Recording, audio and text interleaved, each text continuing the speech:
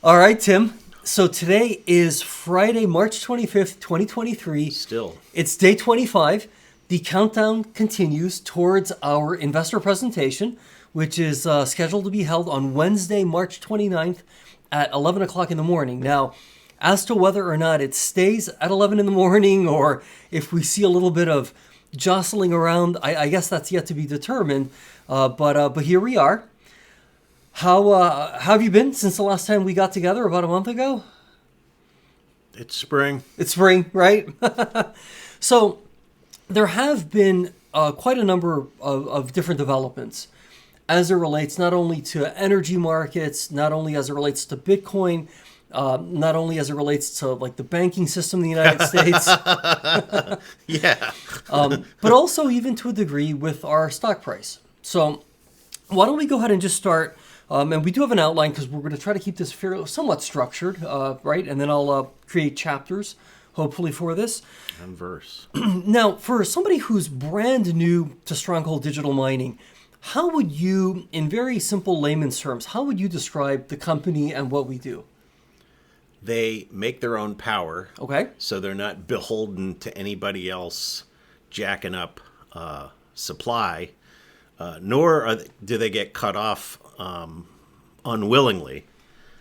So you're vertically integrated in that the one thing you really need besides the equipment is electricity.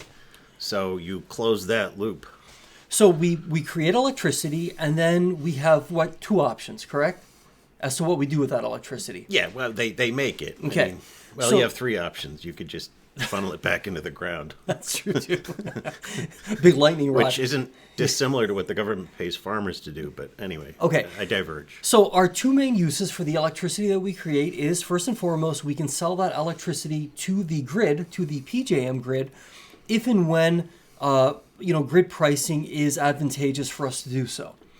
Now, the second and arguably far more innovative use for our electricity is mining cryptocurrency, specifically Bitcoin. Yes, mining Bitcoin. And mining Bitcoin really just means we're validating transactions on the Bitcoin network and receiving rewards in the form of Bitcoin for doing that work, basically. So, and we're going to get a little bit more into that because I think there's an argument to be made that Stronghold Digital Mining is really an infrastructure play as it relates to Bitcoin.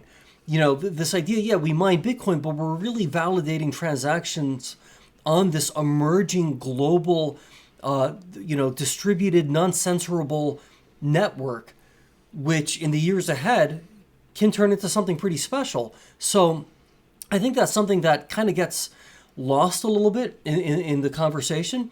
But, okay. Well, now that the Bitcoin rewards are dropping, the transaction payments will become more and more important. That's going to be a really, really big deal, to say the least. So speaking of Bitcoin mining and its importance, so as way of a little bit of history, Stronghold Digital Mining, through its two power plants, right? Scrubgrass out in western Pennsylvania, Panther Creek here in eastern Pennsylvania, traditionally these purpose-built facilities would sell their electricity to the grid.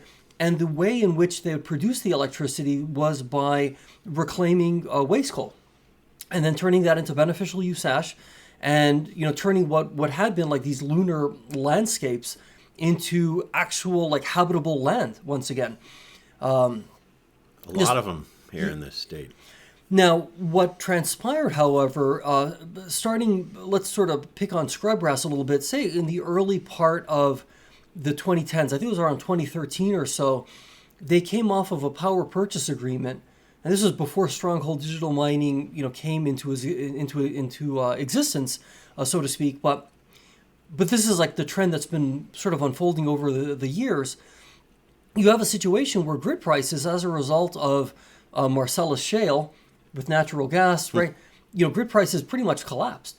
So it was no longer, once you came off a power purchase agreement, you were a merchant power plant having to figure out how to survive when you're having to make a business decision every 5 minutes as to like, hey, what are grid prices? What are our costs? And if we don't get this figured out, it's lights out. And with a coal plant, that's like trying to use a train in like city traffic. You can't really start and stop and start and stop. Very, very tricky to say the least. So what ultimately transpired is that Bitcoin became this other option. So instead of just saying, hey, we produce electricity and our only choice is to either shut the plant down for long periods of time, become a so-called peaker facility, right? Then suddenly, hey, with Bitcoin mining, we actually have a way to translate our our electricity into money, right? And we're not as reliant on the grid.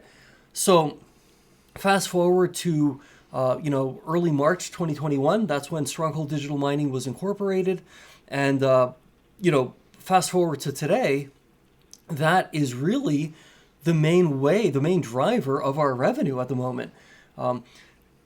Yes, it's true that in late 2022, grid prices skyrocketed, and we were able to make incredibly useful revenue as a result of that. But for the most part, we're really generating revenue through Bitcoin mining. So that's kind of the importance of, why Bitcoin is sort of like at the center of our universe in some ways, but yet it's not the only way we can make money, Do you have any observations or thoughts as it relates to when you, again, just from your own perspective, when you think back to when you first heard about Stronghold Digital Mining, it might have been through me, actually. Yes. Yeah, okay. Okay.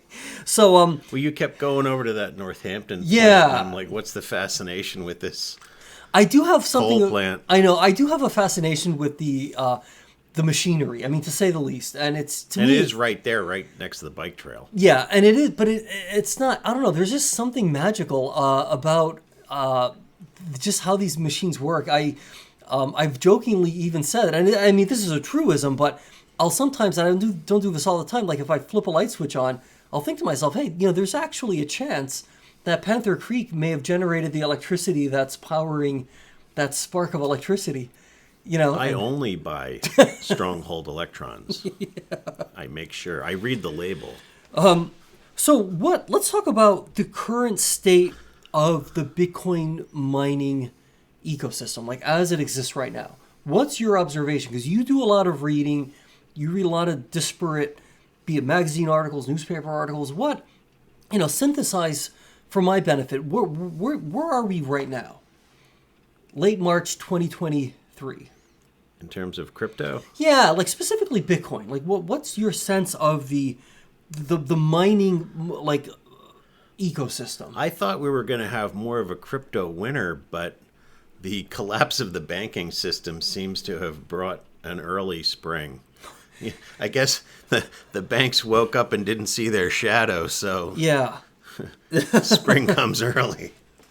Okay, do you sense that at this point, like all, as they would say, like the high tide lifts all boats, like generally speaking, the fact that Bitcoin has been upwards now of, do you want to check the dashboard real quickly? Just, it might be operational again. There had been a bit of an issue earlier. Yeah, I mean, with power at $40 a megawatt, you could just make power. Yeah, let's see what it's at right now. If it's updated, just scroll to the very bottom. 2015. That sounds more normal. Okay, let's take a quick peek. So this is as of so 9:10 p.m. on Friday, March 25th, 2023. PJM Penelec, which is where Scrubgrass is located. Western PA. Western PA. Grid price $19.43 or so. My gosh, Panther Creek. So that's the PJM PP&L zone of the grid, which is Eastern Pennsylvania. and that's the portion of the grid we're in right now. $14.88. By contrast, Bitcoin priced in dollars per megawatt hour. Want to take a guess? 80. Pretty darn close. 81.45. It's usually around 80. At $25,000 a Bitcoin, Yeah. it's around 80 a megawatt. So Bitcoin right now is at 27,580, but the network hash rate is at 338. So that's always going to be that other variable that impacts, what our numbers look like. Yeah, if half the network goes down, the Bitcoin going to go up in value. Yeah, see TETCO M3, natural gas pricing, $1.81. So that's, we're sub $2. So that helps to some degree explain why we're seeing grid prices, which, natural gas power plants are really sort of at the leading edge of that curve. Right. So, all right. Very interesting. So yeah. So Bitcoin's at 27,580.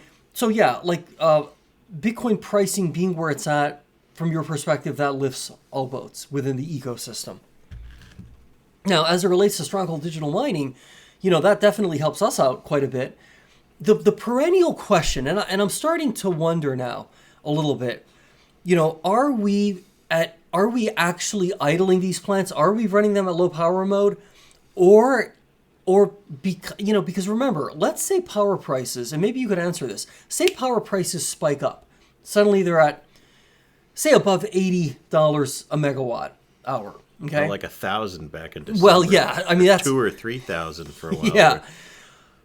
So there is the risk that if grid prices were to start, spiking, suddenly you're losing money, right? Because you're buying power at, say, $100 a megawatt hour, and then you're turning around and selling it for what Bitcoin price in dollars per megawatt hour of like 81. That's not good. And you can't necessarily, as we've talked about, you can take a power plant that's, say, running at 10% capacity and take it to like 100% capacity in a minute. No. Right? The train analogy holds. I Yeah. mean, you need a while to spool it up and spool it down. So that leads me to believe that from an operational perspective, it might just be that we're saying, okay, you know what? Each of our data centers is about 70 megawatts, right? So you're not gonna necessarily, you could ostensibly produce more than 70 megawatts. Say like Panther Creek is an 80 megawatt nameplate facility. We could probably go up to 110% of nameplate. But then there's a squared relationship to maintenance costs. Yeah. Because it's a sandblaster in the boiler, right? When you think about it. These are like solids that are grinding away. So like again, I'm just speaking as a layman who has yet to step foot in a control room. I'd love to do that one day. I mean, if they ever had like a technology day, I'd drive out to Pittsburgh. That's a great idea. Right? Like a tech day. They do themselves a big favor with a tech day. I'd love it. I mean, that would, oh my gosh. I would be Because, I mean, so... they seem to not get one break whatsoever in terms of perception. Yeah. Well, at all. And we're going to get into that in a moment too, but my thinking is, hey, maybe we're just running these plants, kind of like normally. We're using the electricity that we're producing ourselves and routing it to the data center and not bothering with importing the radically cheaper price from the grid. But I don't, I've started kind of observing the plants more myself because I fly drones and it's right at the end of the bike path and I'll just veer over the extra mile.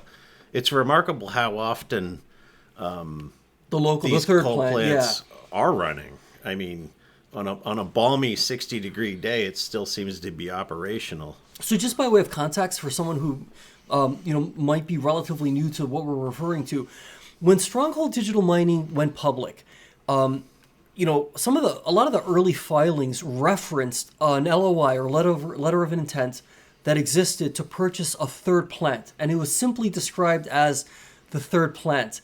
And it did not take me very long to sort of like connect the dots, and it was a very emotional moment for me, actually. And I even, it's weird because even now I sort of feel it, because I was like, my God, the third plant is this plant that we literally live right next to, that I've seen for years and years and years. And my sister was part of the bond issuance. Really? At Goldman, yeah. Oh my gosh. It was $500 million back in the day. $500 million? $500 million. We're trading for $34 million. Well, anyway, that's $500 million and $80. You'd own the world today. Yeah. You could own Tesla.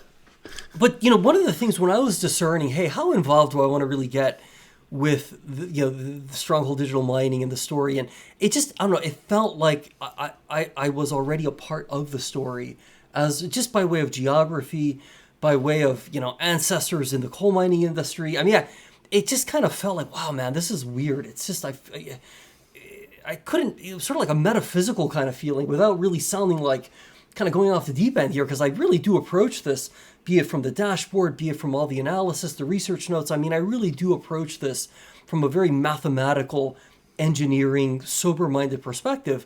But, when you sort of are thinking to yourself, hey, how, do I really want to get to the point where I'm creating videos like this and kind of like advocating, very vocally for the company, it kind of required, at least for me, that little extra bit of, like intangible sense of connection to what was going on. Like if the Northampton plant weren't there, Yeah. we wouldn't be here Yeah, right now. or if like, if this You kind got me into it, but Yeah. the Northampton plant got you into it. Yeah, I mean, The third plant. the third plant. So what we're referencing when we say, hey, we sometimes notice this plant's like running at certain, what seem to be certain levels of intensity. And again, it's sort of hard to discern that. Because I've driven by this plant since I was 16. Yeah. I mean, I started work in Northampton in 1987. Yeah, so this is, And it was built then, or right around then. So that's what we're referring to, this third plant. Now, because of the way the Bitcoin market unraveled in 2022, we never got to consummate that deal. Like we never really acquired that plant. If we are blessed and fortunate and like the circumstances ever play out that we end up acquiring that plant, and so that I can, with legitimately or with a sense of legitimacy, say, I'm looking at this plant now, and my God, I own a fractional part of it. Like that's gonna be like the coolest thing in the world. Just because, I've biked by that plant so many times. I remember as a little kid, I didn't understand. I'm like, I want a piece of brick. That's my share. Yeah. I want a brick. So Tim's background's in engineering, and I sort of speak Tim's language. I'm very, I like engineering. I'm not an engineer by training, but so I don't want to digress too far into sort of the atmospherics of, just being in the presence of one of these plants. But I don't think anybody on Wall Street can ever, or anywhere, it's hard to appreciate what we're talking about unless you're like right there and you see how big some of these facilities are and what they're actually doing. And it's very, it can be overwhelming. It's like an amazing thing. Anyway, I know this sounds a little bit, as the world becomes more and more virtual. Yeah, the where the rubber hits the road is increasingly something that few people experience. Yeah. Or even know exists. So to bring us sort of back to where we were before we kind of got off on this, like tale of three power plants, as it relates to the overall Bitcoin ecosystem, we're saying, hey, at 27,500, it was up to nearly 29,000 last week. Thanks, Credit Suisse. Yes, this all like helps the general, environment. So let's talk a little bit about the financial performance of the company. So when we think about Stronghold Digital Mining's Q4 2022 results, I don't have them in front of me, but I can kind of recite them off the top of my head. $23 million in revenue, thereabouts. Positive. Yeah, that's good. Up. About $14 million of that $23 million came from energy, grid sales, which makes sense, given what happened at the very end of December. About $8 million of that was as a result of Bitcoin mining. And then about $1 million was capacity revenue. Fly ash? Well, no, the capacity revenue, that has more to do with like our relationship to the PJM grid. I know they're paid to stand by. Yeah, like I know that we got off of that whole day ahead market thing, so we could just sell right into the actual market. But there's still, there's still a little bit of an interconnection there. I'd have to like reread the fine print. And then like 300,000 of revenue came from fly ash sales, which is pretty good. Which has been around since Roman times. I don't know why more people don't use it to reinforce concrete and cement structures. It makes them lighter, stronger, more durable. Well, another thing that you get rid of garbage, and you're turning crap into shinola. Shinola. Well, another factor too is when you think about, and again, none of this is in stone. Let's pretend nothing's going to come of fly ash. But if we're kind of the commentary is, hey, we might bank $1 million in revenue this year, 2023, selling fly ash. It leads me Which to believe. Also means you don't got to pay to get rid of it. Exactly. Yes. So you're making more than $1 million. Yes, and it actually they did mention that in the release. In fact, or the AK. It's like, yeah, hey, there's like two ways to look at it. We're not only getting revenue, but you're not having to dispose of it. So Which it's like I think it would be classified as some kind of toxin, which it's not just like throw it and put it on the curb. Well, all right. So it's more expensive than that. Well, no, to clarify, so so the fly ash itself can be used like agriculturally. Oh, it's fine. Yeah. I mean, peanut butter, technically, if you bury it in your yard, is considered like a toxin. Yes. Okay. I mean, if you bury enough peanut butter, you could generate technically a Superfund site. I did not know that. Yeah. Interesting. Yeah, because the peanuts have this mold on them that's technically a neurotoxin. Okay, that's very interesting. Yeah. So, I mean, well, what's classified as yeah, the dose makes the poison. I mean, you can die of too much water. That's true. And I don't mean drowning. I mean, you just drink it too fast, you will die. Does that mean water's a poison? Yeah. Technically, yes. Not really. I think that's like the salination levels in your like brain fluid, like it can get destabilized. If the sodium level drops too rapidly, your heart could stop. Same with potassium, but in the other direction, because I won't get into it. Sodium, potassium, muscles. Well, all right. So speaking of muscles and energy, so look, hey, Stronghold Digital Mining, right? Our energy, right, in terms of like, hey, we're our power plants. We have a lot of our major capex behind us. Again, these are big power plants. You never know. You run into an issue. Some maintenance, needs to be done. That's understandable. But our major like capex as it relates to O&M really took place in, I think it was like Q3 pretty much of 2020. September. Yeah. So that's that's a big deal. Now, okay, so we talked about the $23 million in revenue, the $14 million of that coming from energy, about $8 million coming from Bitcoin, about $1 million coming from capacity revenue, roughly $300 from fly ash. So then the end result is about $5 million in positive adjusted EBITDA. Now, Tim, on paper, we had a $48 million loss, okay? Now, can you, like in very like layman type language, talk about like, the whole issue of like, say you have impairments or depreciation. Well, it's the same as buying a car. I mean, everybody's, as soon as you buy a car, technically it loses this huge amount of value just driving it off the lot. Does that mean you just threw away half the value of the car? No. So, yeah, because sometimes even too, like there's impairments for, I mean, I don't want to go like in. I think it's actually. I mean, you can look at it as a loss, but you could also look at it as a tax shelter. Or, I mean, people call these things tax shelters. Yeah, that's what tax shelters are these paper losses. How so? All right. So for someone who's listening to this and they're like, "Hey, I'm kind of like weirded out by the fact there's a $48 million loss." How do you sort of explain this in a way that, like, that because it's not like a cash loss. It's not like we had to write $48 million worth of checks, Well, I know they, for R&D, they accelerated the write-off for technical stuff, CapEx. Okay. From, I think, like 10 or 20 years amortization, which means if you buy a $1 million machine, you can write off the value of that machine, $1 million over 20 years. Does that mean you've lost $1 million? No, you still have the machine. And they actually shrank that. So now you can write that $1 million machine off sometimes in 2 years or 5 years. So you could buy 100 of these machines, write off the $1 million in 2 years. Did you lose $100 million? No. You can now have a $100 million tax shelter and 100 machines. So bottom line is, like, when we see a $48 million accounting loss, it doesn't literally mean that we lost all that money. In fact, it's not even like an optimal way to look at things in a way. Yeah, Stronghold does a very poor job of marketing. Well, no, look, hey, no, look, here's the deal. Look, I get what you're saying. And you and I think you and I see things similarly, but from like different perspectives. I think as a small emerging growth company, there's only so much money that can be allocated to different functions. We've been through. I hear you, and they're taking a more German approach, where it's like eventually the numbers will win out.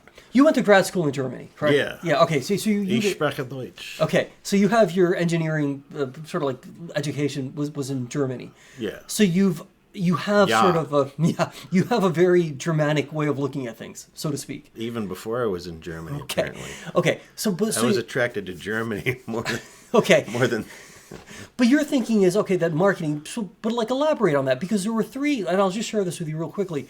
There were three, I sort of like distilled three suggestions from our community as to how we can maybe do better at kind of getting the word out, or one comment came from Twitter that was like, hey, maybe on a monthly basis, if we release how much Bitcoin we've produced, then we start getting picked up by some of the folks who like to document, hey, here's a list of the mining companies and how much Bitcoin they produced. We're not going to be near the top of the list, but at least we would be on the list.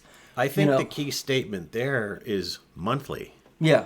Just getting stuff in front of people's eyeballs monthly. Okay. Like you're now doing daily podcasts. Yeah, or videos. Yeah. I mean, that's it. You just like the best ability is availability. Okay. And being there. You just got to be there. So building upon that, the second comment had to do with, and gosh, I'm sort of blanking as I think of these now. I just created the video last evening, so it had to do with releasing the government made some announcement about using cryptocurrency to support the grid.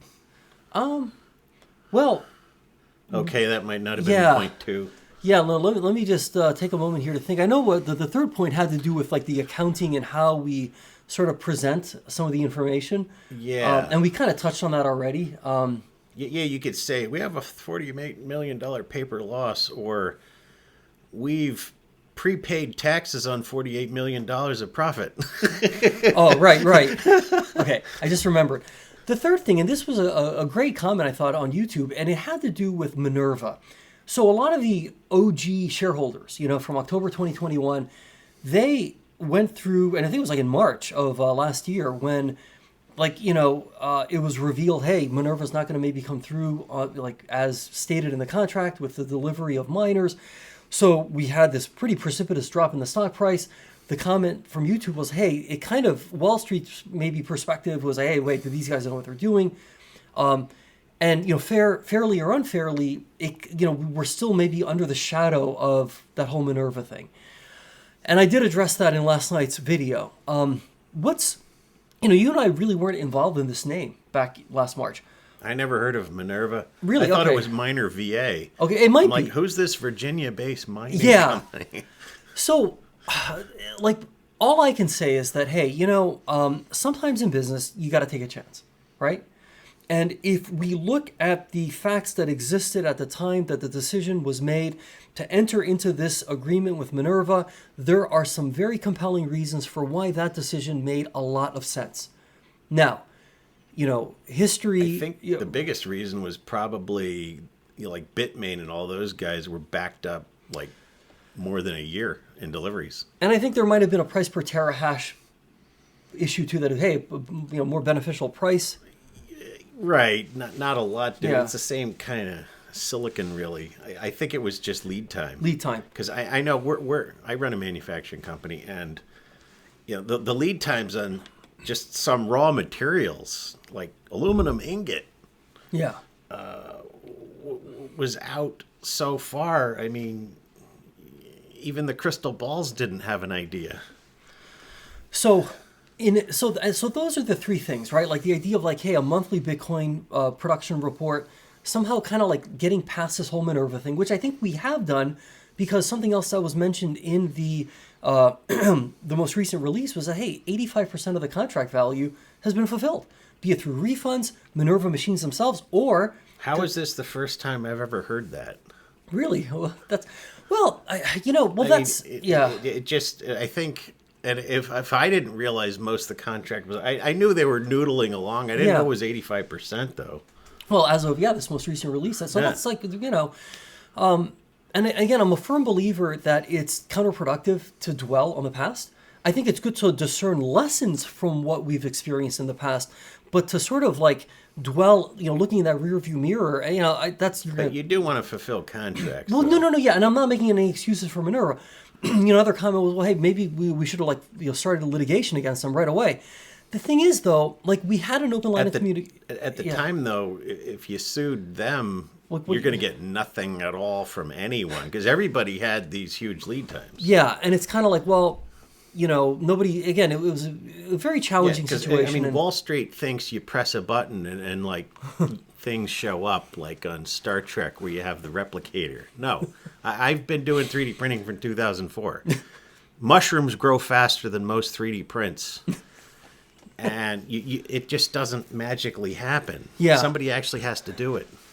So anything that you would add, and again, because, part of what I'm thinking, Tim, is we as a community maybe have to step up and start doing this. I don't want to put any more on management's plate. I'd rather think more like, hey, look instead, I don't want to be a complainer. And I'm not a complainer. I'll tell you what, though, if they had a tech day, we could be good proselytizers. That is true. I will agree with that. If they want to train and show some people what's really going on, sure. Oh gosh, that would be amazing. Oh my gosh, that would be. Yeah. Hell, I'll buy my own hard hat. I already have ear protection. Whatever it takes. I've been in the inside of Mercedes-Benz, Audi, BMW, in the tower of Frankfurt Airport. I loved that stuff. Hey, I'll submit to background checks. Whatever it takes. I have to put a deposit in. No cameras. Hey, I'll leave all the cameras, no audio, just to physically be there and see what actually happens. To ask some questions. Wow, that would really be. That would be I've never pretty amazing. Been in a power plant. Yeah, that would be so awesome. That would really be awesome. And not to mention, I'm not, without mentioning any names, there are people at Scrubgrass who I truly believe are responsible not only for Scrubgrass, their survival, but also for ultimately paving the way for what became Stronghold Digital Mining. And so, and what's beautiful about that story is it's not that you had a management, barking at an engineer saying, hey, figure out how to keep us in business. This is more of a top-down sort of thing where it's like, hey, bottom up. What am I saying? So thank you.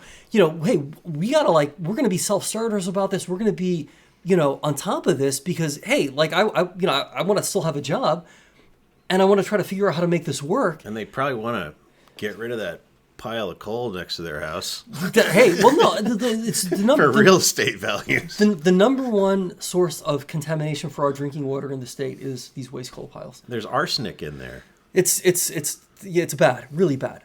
All right, be that as it may. So yeah, if a tech day took place, that would be great. I mean, media could show up, maybe They used to call that open house, but yeah, tech day. Tech day, I like that. Yeah.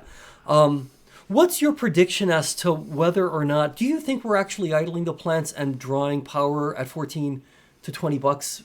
Or what do you think is really going on? I compare it to any kind of fireplace or stove or even oil furnace. And oil's a little more reactive than coal, but you still got to have a pilot light, first of all. Mm-hmm.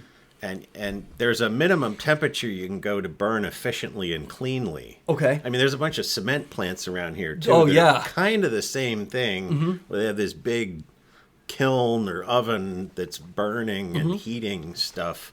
And if that temperature drops, all the advantages of what you're cleaning up go right out the window. I mean, the higher the temperature, the more efficient the combustion, period. Yeah. And I'm not talking about carbon dioxide. I'm talking about carbon monoxide and NOx, which turn into acids in the atmosphere potentially. Okay. So I'm guessing off the top of my head, probably 20-30% is your bottom of where you want to be.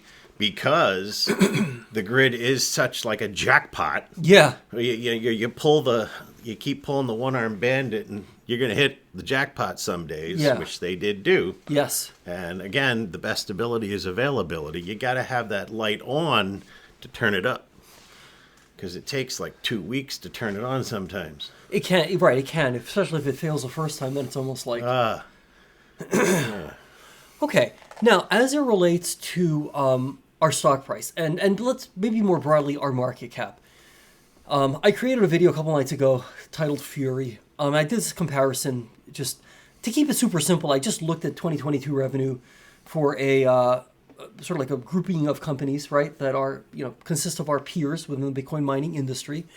And generally speaking, they trade at 2 times 2022 revenue, 2 times. We trade at 34 some odd $million market cap. We had sales last year of at least 105 million. So we're trading at a third of our, a third of one-time sales.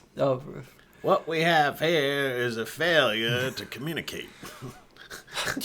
Okay, 100, as I said last night, hey, I want to go for the goal of $100 million market cap at a minimum as a starting point. I'm not even saying, look, I'm not going to be outlandish and say, hey, let's go for $1 billion, but hey, let's start with 100 million when we're at around 34 million. What's your perspective on, first of all, what's your take on why we're trading at 34 million as a market cap? Well, what's your intuitive, I know you said marketing, but it's not like we're completely unknown. We're somewhat obscure, coal. but okay. The coal industry itself is, dying. Okay. Because of natural gas. And I think that just pulls it down right there.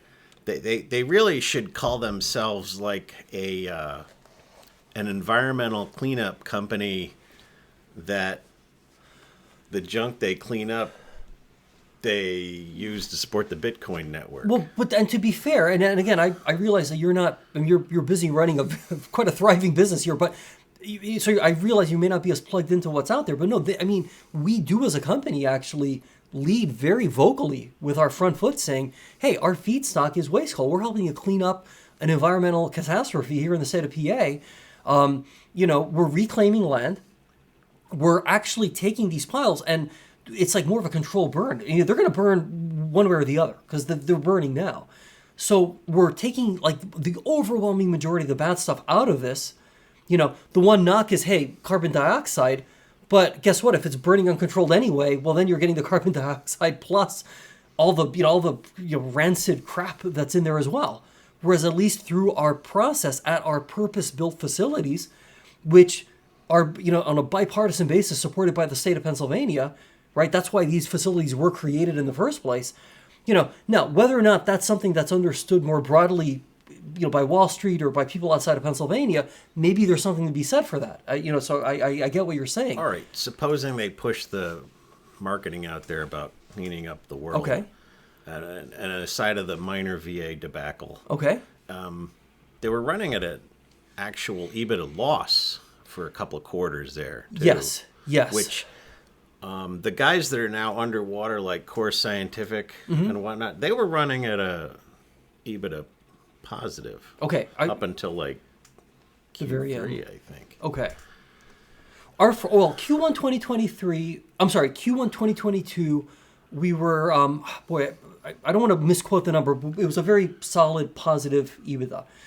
Q2 and Q3, we were negative EBITDA. Oh, by the way, EBITDA is what? Earnings before interest, taxes, depreciation, amortization. And ours is like an adjusted EBITDA because, you can compute that a couple different ways. And, so the thing is there's GAAP and non-GAAP accounting. We need to report GAAP accounting. So we have to look, if there's a $48 million.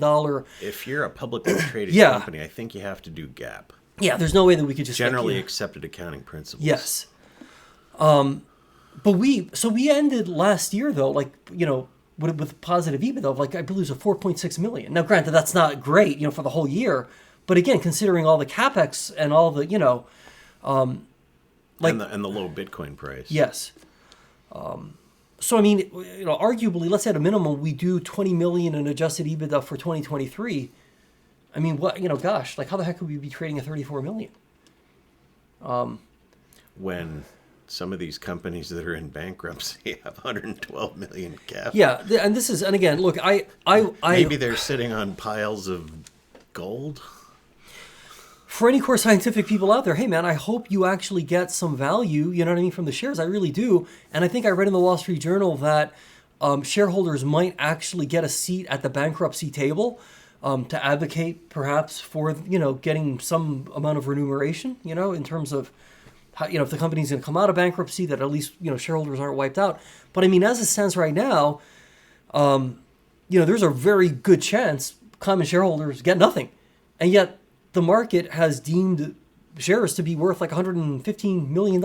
That's probably the bigger. If we could figure out why Core Scientific still has a market cap, Yeah, right? I mean, again, and this isn't we about... might know why Stronghold has such a low market Yeah, cap. well, and again, this isn't to pick on Core. I want them This to is do just well. a comparison. Yeah, just it's more about a of comparison. Like, peers. yeah, like how the heck, just Just comparatively that, speaking. Core Scientific buys electricity from not themselves, and Stronghold can buy electricity from themselves. And or again, not. and I thought, I believe there's a company, I want to look this up, the ticker symbol I think it's CIFR, Cipher Mining. And again, Cipher. yeah, CIFR, I believe their market cap's about 500 some odd million.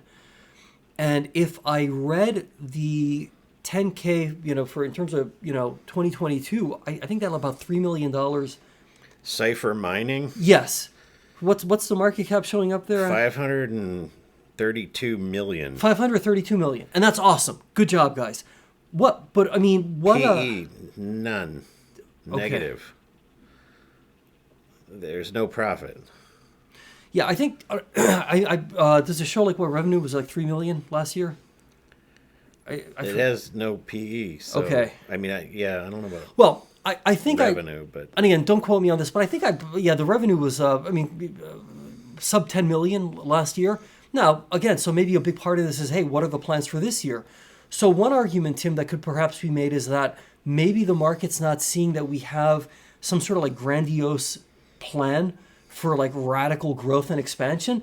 But on the flip side, I mean, we've had to, by necessity, delever quite aggressively just to sort of like survive the crypto winter. So I don't know if you're seeing anything up top there under annual revenue. Okay. I'll go to Yahoo there. Yeah, if you go, or they have like a lot of information. So, and I think this type of conversation is healthy. And again, it's not about,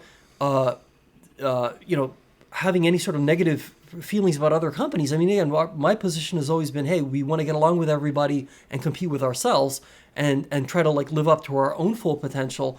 But it is useful if we're talking about market cap and we're talking about, hey, how does the market value us?